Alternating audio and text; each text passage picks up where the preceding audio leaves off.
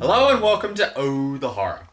I'm Fedora, and allow me for a second to talk about a man named John Carpenter. If there's one name in horror you can trust, it's definitely John Carpenter. I mean, the man knows his stuff. The Fog, Village of the Damned, The Thing, and of course, Halloween. The 1978 classic, which basically defined the slasher genre. The story of Halloween revolves around Laurie Strode, played by a young Jamie Lee Curtis, who's settling down on Halloween night for a spot of babysitting when she's attacked by a masked serial killer by the name of Michael Myers, who escaped from a mental institution under the nose of his psychiatrist of 15 years, Dr. Sam Loomis, played amazingly by Donald Pleasance. This 6-year-old child with this blank, pale, emotionless face and the blackest eyes, the devil's eyes. Full of ambience and an unforgettable theme song, one of the best things that Halloween did was not explain too much. I mean, the only thing revealed about Michael Myers in this movie is the fact that at 6 years old, he butchered his older sister with a kitchen knife, and that's it. It's the mystery of Halloween which made it so successful and effective. And as such, a sequel was a corporate must-have, coming in the form of 1981's highly less successful Halloween 2. However, John had an original plan for the Halloween series that didn't even involve Michael Myers. Apparently, they were just going to be a string of completely unrelated horror movies, all set around the holiday of Halloween under the Halloween name. And in 1982, he put his first try of this into practice with Halloween 3, Season of the Witch. How did it go? Well, let's find out. So, we start this movie 8 days before Halloween, it seems. Well, we open on a car chase scene, where a man is running down the road trying to get away from a car driven by the agents from the Matrix. After trying to hide in a junkyard, the man gets into a quick tussle with one of the agents before managing to crush him between two cars and escaping into the night. So we cut away from that, and it's 1 hour later. Okay, a bit of a pointless transition there. And we arrive at a gas station where we're greeted by some exposition about Stonehenge. Substantial clues 9 months after the theft. The blue stone was one of 19, believed to represent the 19-year cycle of the moon. It weighs more than 5 tons, making its disappearance a mystery indeed. And now for a completely unrelated TV commercial. It's 4 days to Halloween, Halloween, Halloween. It's 4 days to Halloween, Silver Shamrock. It's 4 days to Halloween, Halloween, Halloween. It's 4 days to Halloween, Silver Shamrock. Yes, kids, you too can own one of the big Halloween 3. That's right, 3 horrific masks to choose from. That's the freakiest thing I've seen on TV since Jersey Shore. After that, power out! So the gas station attendant wanders around a little bit before stumbling into the old man, who falls over clutching a strange jack-o'-lantern Halloween mask and repeating, They're coming. They're coming. Let them come. So the delirious old man is carted off to hospital, and we zoom over to the house of our hero for this movie, Dr. Daniel, played by Tom Atkins, who you may also remember as being in another Carpenter movie, The Fog, starring alongside Jamie Lee Curtis. I don't know, I guess John's not really into outsourcing. Well, wait, this is here. One for you, one for you. What's the matter? Don't you like them? Mom already got us mask. Silver Shamrock, look!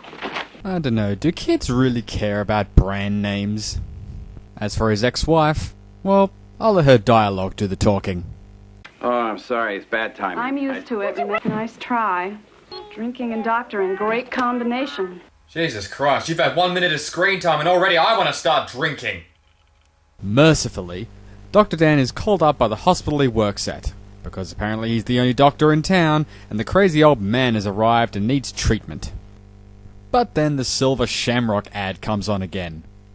Oh gee, we're 10 minutes into the film and we've seen this exact same ad 3 times. I wonder if it's important to the story. So the old man gives another doom and gloom message before the doctors drug him up and stick him in his room for the night. Yes, one of the agents has arrived to finish the old man off. Too bad he just happens to be the worst assassin in history.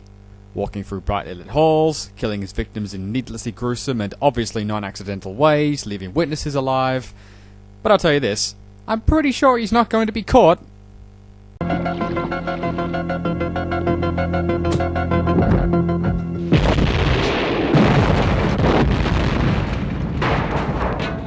Now there is job commitment. The next morning arrives. Yes, I'm sure we could have figured that by ourselves, thank you very much. And we're half introduced to the old man's daughter, who comes in to identify her father's body. I say half introduced because she walks in, cries, leaves, cries some more, Dr. Daniel walks past her, and suddenly it's 3 days later. God damn it, I hate those subtitles. So we're in the coroner's office now, and Dr. Daniel's trying to convince the woman in charge to do an autopsy on the barbecued Agent Smith. Wait, autopsy? Don't forget her!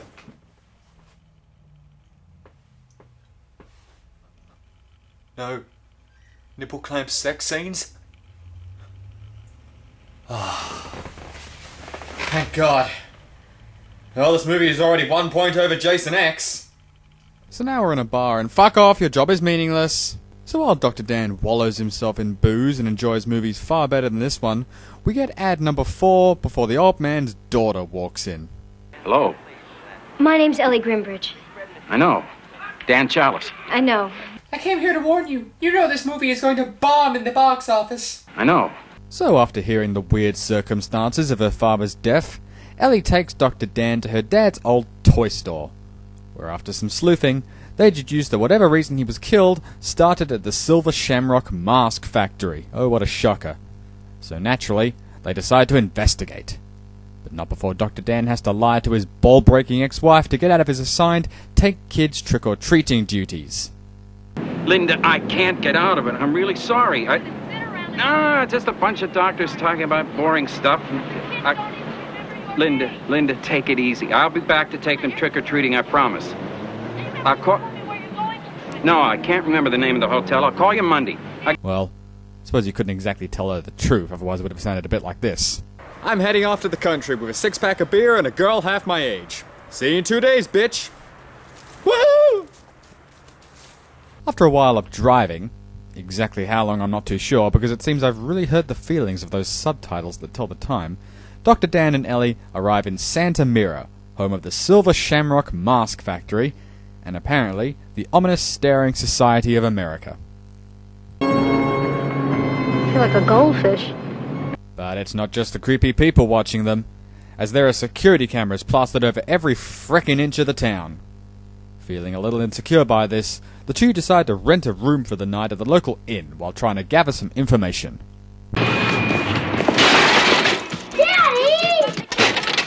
I didn't hurt it. Hey, sorry about that. Glad it didn't hit you. No problem. Hey, buddy Cup for San Diego. This is my wife, Betty. Pleased to meet you. I think you've got the wrong studio, buddy. They're filming Beverly Hillbillies in Studio 3. Mr. Cupper, I presume. Your rooms are waiting. Okay. Damn factory! Got their orders all screwed up and have to stay in this dump again. Okay, how in 5 minutes did this place go from quiet and creepy to loud and irritating? And speaking of irritating, for no reason at all, Ellie and Dr. Dan suddenly start making out.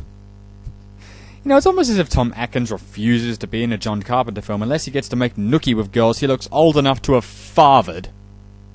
So, after his spot of cradle snatching, Dr. Dan goes out to buy some more booze, before running into helpful Joe Homeless, who tells him all about the man running Silver Shamrock named Cochran. Hey, Cochran! Fuck you! He also let it slip that rumors of some evil and mysterious shit are going on down at the Silver Shamrock factory. So after letting that information go, I'm sure he'll be perfectly fine to go home and oh look, his head got torn off. Later that same night, after a scene I'm sure this actress is still having nightmares about, one of the saleswomen accidentally fries herself with a hidden circuit board attached to a Silver Shamrock mask and is carted away by a bunch of scientists straight out of a Bond villain's evil lair. Who's in charge of the patient? Why, Mr. Cochran, of course.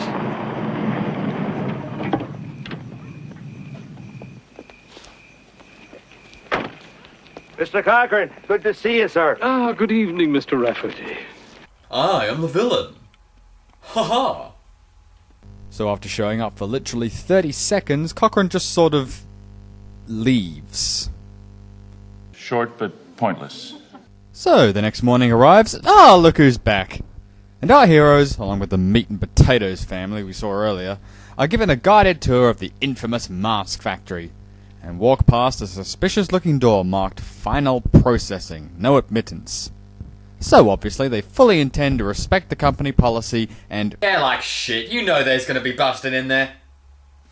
However, before they get the chance, that night Ellie is kidnapped from the motel room and Dr. Dan is attacked by the agents. After a narrow escape, he breaks into the factory and starts looking around for Ellie. After a little bit of snooping around, he gets into a punch-up with one of the agents and then discovers the terrible truth. The agents are actually... robots! Wait, what? That's right, robots. And after killing one of them, Dr. Dan is captured by Cockrub and his metal goons. Halloween morning. And Dr. Dan is taken through the final processing door into Cockrum's evil laboratory. I swear, this guy is turning more into Blofeld every time I turn around. While down there, it's revealed that Cockrum himself was the one who stole the piece of Stonehenge. No! And what stereotypical mad scientist villain would be complete without a demonstration of his master plan premature to its activation? Which Cockrum will demonstrate on the White Picket Fence family. Alright, so apparently, on Halloween, they're going to play one final commercial. Yeah? That shows a flashing pumpkin. Uh-huh. That, when watched by kids wearing Silver Shamrock masks, causes their heads to explode into a swarm of bugs and snakes. Huh? Yes, this is Cockrum's big plan. At 9 PM tonight, he'll use this advert to activate the circuit boards that will kill all the kids in the world who wear his masks. Now, I know the question you're all asking. Why, Cochran? Why? Do I need a reason? Yeah. Literally, that's his explanation. He goes into some garbage about history and witchcraft and shit, but basically, that's it. That is our villain's motive. A fucking whim. Hey, Cochran! Fuck you! So after being left to die in the room, Dr. Dan makes his daring escape through the air vents, rescues Ellie, and heads to the lab to stop Cockrum from transmitting his final ad to the world. By sneaking in and playing the ad in the lab, Dr. Dan then drops a box of the mask's circuit boards onto the lab and all of the robots, frying everything. But that's not all it does. Somehow the Stonehenge piece reacts to it as well, and this happens.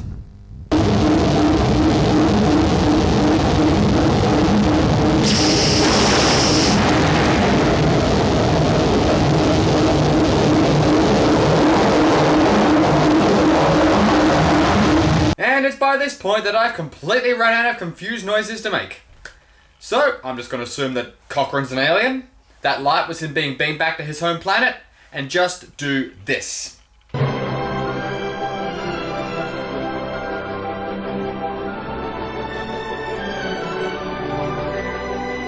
So the lab is very cheaply destroyed, and our heroes rush to try and stop the ad from broadcasting. But, oh snap!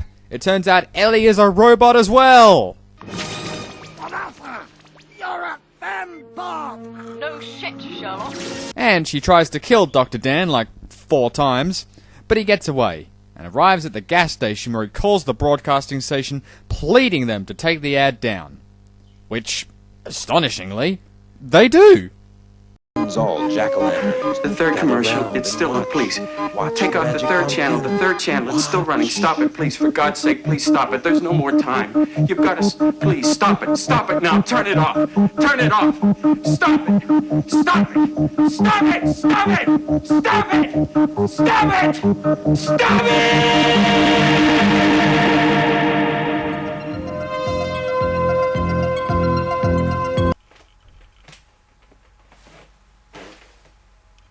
What, that's it? Are you serious? Oh well, I guess that was Halloween 3, Season of the Witch. The funniest thing about this movie is that it really isn't that bad. I mean, don't get me wrong, it's stupid. But it does still have some kind of fun corniness about it that you can still enjoy to a degree. The real thing that people hate, the real reason that this movie is so despised, is this. As I mentioned before, John Carpenter's original plan for Halloween was a series of unrelated horror movies under the single title. But because Michael Myers was so popular by this point, when this movie came out lacking him, people were pissed. So no matter how good or bad it was, this movie went down in history and remains to this day as the one that didn't have Michael Myers in it. And on that bombshell, it's time to end the show. So, as always, I'm Fedora. This was The Horror. Save a scream from me.